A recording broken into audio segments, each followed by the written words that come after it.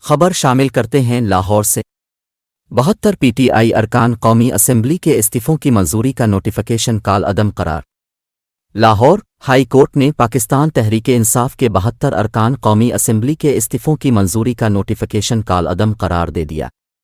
P T I کے 72 اراکین قومی اسمبلی کے استعفوں کی منظوری کے خلاف ریاض فتیانہ سمیت دیگر کی درخواستوں کی سماعت لاہور ہائی کورٹ کے جسٹس شاہد کریم نے کی، جس میں عدالت نے اس حوالے سے اسپیکر قومی اسمبلی اور الیکشن کمیشن کی جانب سے استعفے منظوری کے نوٹیفیکیشن کالعدم قرار دے دیے۔ عدالت نے فیصلے میں تحریک انصاف کے اراکین کو استعفے واپس لینے کے لیے اسپیکر کے سامنے پیش ہونے کی ہدایت کر دی۔ علاوہ ازیں عدالت نے اسپیکر قومی اسمبلی کو بھی تمام ارکان کا موقف دوبارہ سن کر فیصلہ کرنے کی ہدایت کی ہے۔